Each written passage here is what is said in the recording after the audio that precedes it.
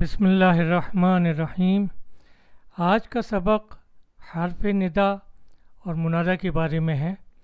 حرف ندا وہ حروف ہیں جسے کسی کو مخاطب کیا جاتا ہے، کسی کو پکارا جاتا ہے، اور منادہ اسے کہتے ہیں جسے پکارا جائے۔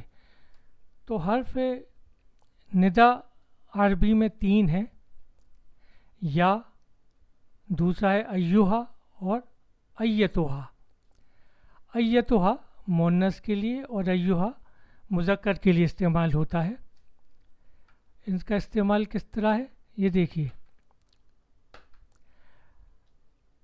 پکارا جاتا ہے، کسی کو پکارنا ہے، حامد کو بلانا ہے تو یا استعمال ہوگا، یا حامدو، اور حامد پر ایک پیش ہوگی، یہ اس کا اعراب ہوگا ایک پیش، یا حامد، یا حامدو، یا پھر کہیں گے یا حامدو، اے حامد۔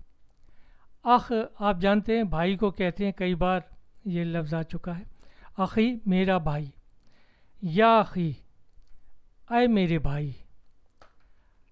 یا ولد، کسی لڑکے کو بلانا ہے، ولد لڑکا یا بیٹا، یا ولد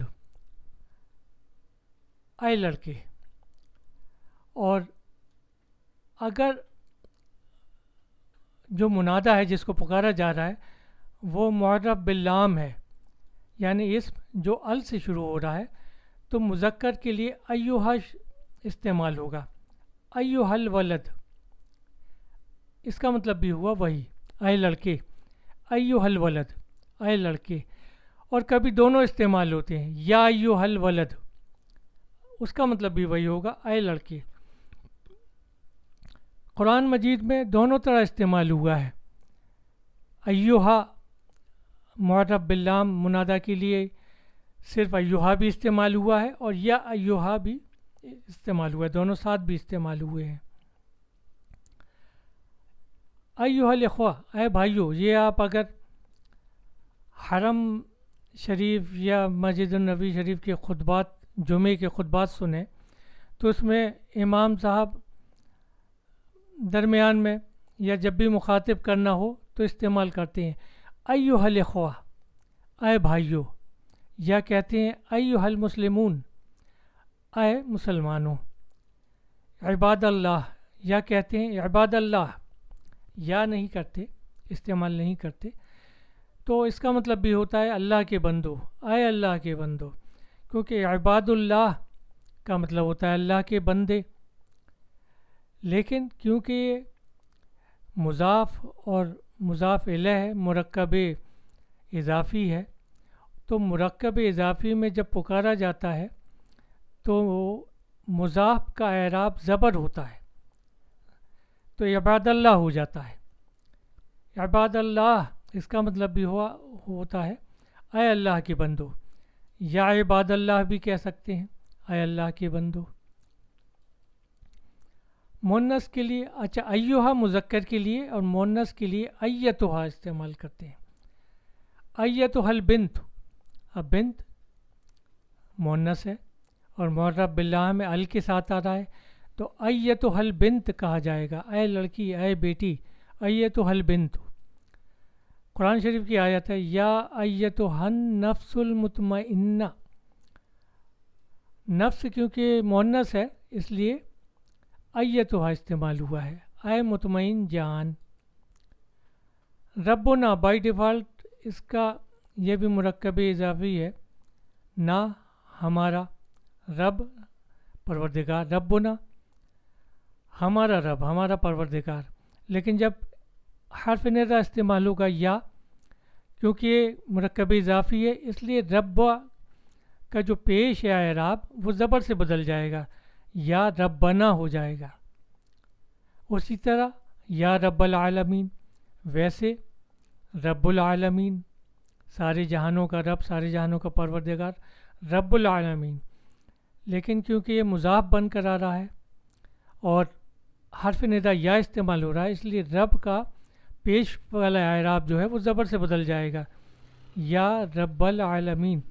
اتنا یاد رکھیے کہ جب منادہ مضاف اور مضاف الیہ ہو تو مضاف کا اعراب زبر کا ہو جاتا ہے، جیسے عبد الرحمن عبد الرحمن ہوتا ہے، دال پہ پیش ہوتا ہے، لیکن جب یہ پکارا جائے گا، حرف ندا استعمال ہوگا، تو یا عبد الرحمن کہا جائے گا، یا عبد الرحمن. اور پھر یا کے بغیر بھی پکارا جا سکتا ہے. عبد الرحمن یعنی اس کا مطلب ہوا آپ عبد الرحمن کو بلا رہے ہیں. جو دال پر جو زبر ہے عبد کی، وہ ظاہر کر رہی ہے کہ عبد الرحمن کو پکارا جا رہا ہے. عبد الکریم، یا عبد الکریم کہا جائے گا. عبد الکریم کو یا عبد الکریم کہا جائے گا، یا کہا جائے گا عبد الکریم. تو دال کی زبر بتا رہی ہے کہ اسے پکارا جا رہا ہے.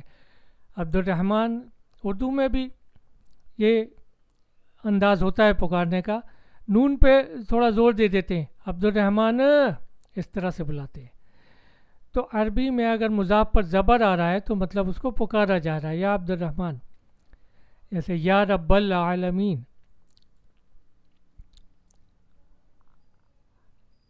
اسی طرح اللہم، وہ بھی پکارنے کے لیے استعمال ہوتا ہے. میم تشدید کے ساتھ، میم مشدد، اللہ کی بات، وہ اللہ کے لیے خاص ہے، یعنی پکارا جا رہا ہے. یا اللہ، اللہم کا مطلب یا اللہ. اسی طرح رب، ربنا، اس کا مطلب ہے اے ہماری رب. رب کو پکارا جا رہا ہے. اس میں آگے اس میں کچھ اور بھی قرآن کی آیت اس طرح آپ سمجھیں گے کہ مضاف و مضاف الیہ کی اعراب جب پکارا جائے تو مضاف کا اعراب زبر ہو جاتا ہے. اس کو ذہن میں رکھیے. انشاءاللہ آئندہ سبق میں ہم اس کی اور بھی مثالیں دیکھیں گے اور اسماء خمسہ کے بارے میں بھی پڑھیں گے. اس کی اعرابی حالت کوئی خاص ہوتی ہے. تب تک کے لیے وآخر دعوانا ان الحمد للہ رب العالمین.